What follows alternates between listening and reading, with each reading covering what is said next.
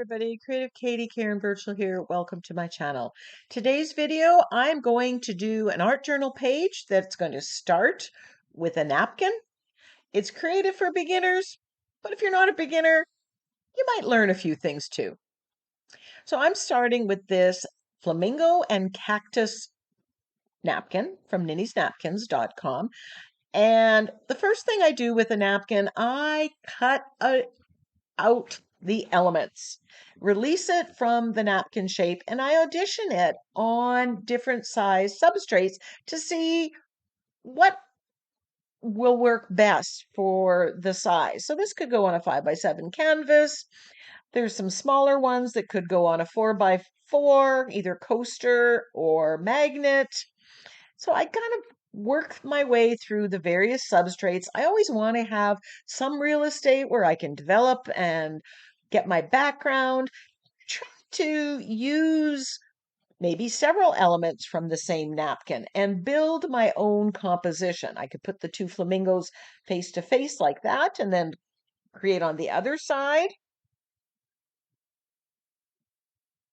But the key here is to release the elements from the napkin and play with it. You'll be surprised at how many options you actually end up with. Here's a different art journal page. I could have them one on each side. I can bookend it and then create my background and interesting stuff in the middle of this elongated art journal page out of a half-size composition book. So give yourself the opportunity to play with your elements. Set a timer. You don't want to overthink it, but play with it. I decided to go with a 7x10 mixed media page. This has been gessoed, and I'm going to make it easy for you because we're going to glue it down first. We're not putting color. We're not dealing with our background.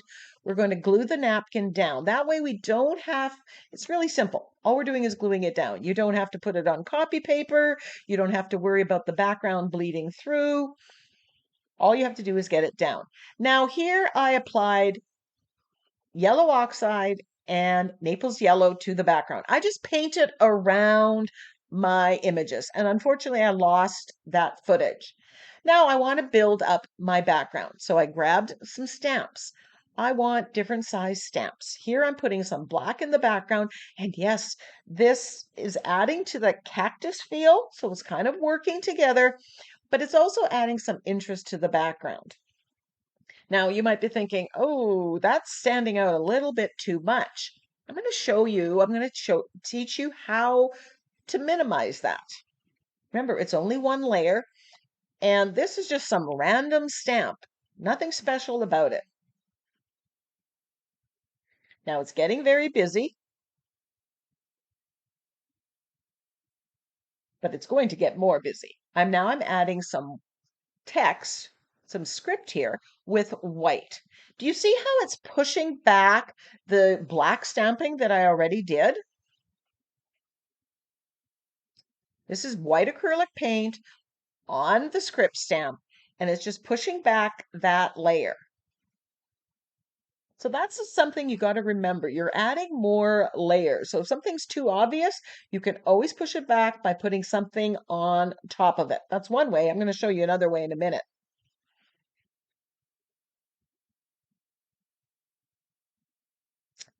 Now I want to add some texture, and I'm going to use stencil butters from the Crafter's Workshop. I have two, a pink and a watermelon, and I have the green and blue, and I kind of mix them first, and I'm trying to decide. I think both would work, but I thought, I'm going to go with that flamingo color.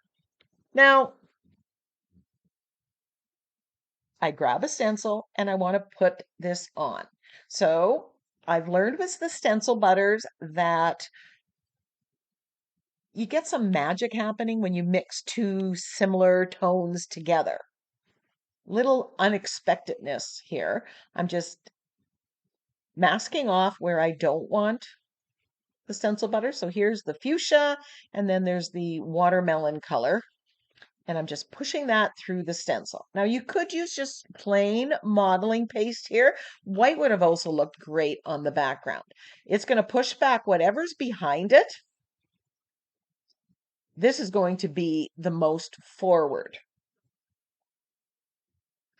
Now, right about now, I'm thinking to myself, that is a lot brighter than I anticipated. I've kind of lost my flamingos here. Don't panic. If something is too much, too forward, too present, there's always a solution. So I decide first I'm going to overpaint on my napkin, and I'm using my Inktense blocks. You could use acrylic paints that are watered down. Now, when you glued down your napkin, you put a coat of the fluid matte medium or gel medium on top. That's to seal the napkin. That allows us to overpaint. Inktense blocks are ink. They're permanent when dry. So they work like watercolor, but they are permanent. So do you see how I'm darkening the colors? Now, I'm using the Inktense blocks. You can use acrylic paint, thin it down. It's just kind of a wash of color. You're just adding to it. Now, right away, those cactus are, or cacti, have more of a presence. So the background, those bright pink stars that I put, the elements I put, aren't standing out as much. But I do want my flamingos to stand out more. So I'm doing what I need to. I do what you know, do the next step, and then make a judgment. So here on the flamingos, I'm adding a little bit of white gesso, and then I'm going to use my Inktense blocks again in the flamingo color to deepen the color. Make those flamingos, the napkin flamingos, stand out. So this is, I use napkins because I can't draw. And I don't have to because I can start with the napkin as the base and then I can overpaint. I can make it my own, change the colors somewhat if I choose. So I'm adding some darker pinks, some lighter pinks, some whites to make those flamingos stand out. It also makes it look like it's painted, not just glued down.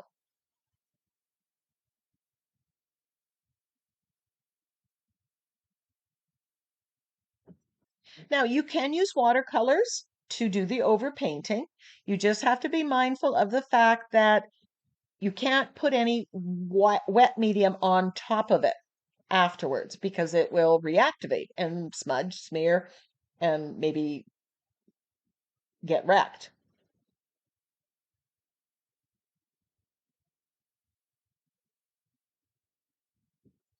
So I'm liking how the flamingos are standing out, the cactus are standing out. My focal image is a little bit more present than it was before I started to overpaint it. But though that stenciling that I put with the pink is still standing out a little bit too much.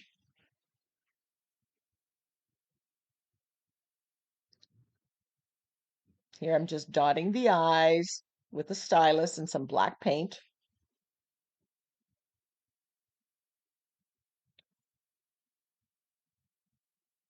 So I grabbed some white gesso, watered it down, and I am brushing that over top of my background.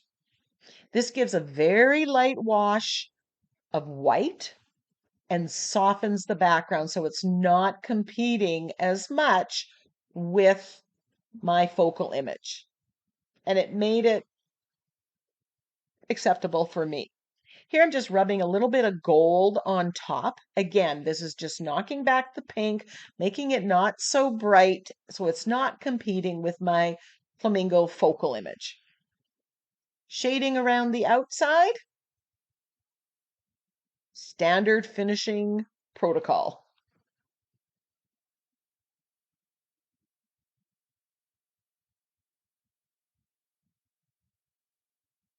And remember, when you are doing an art journal page, you are experimenting, you are learning things that work.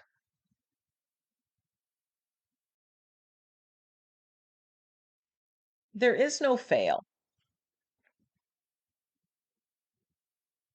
Sometimes you win and sometimes you learn, but learning is winning.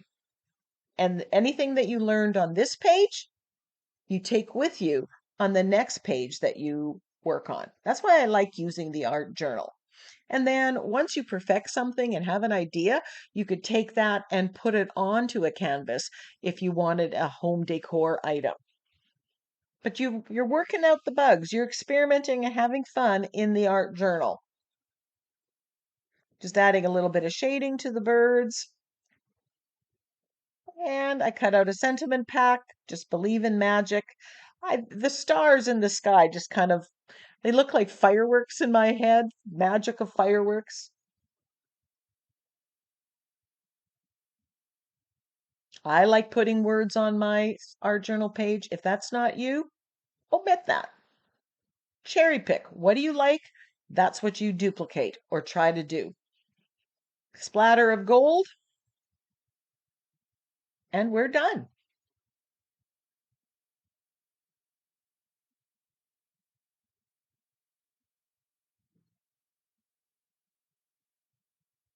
Until next time, go get creative.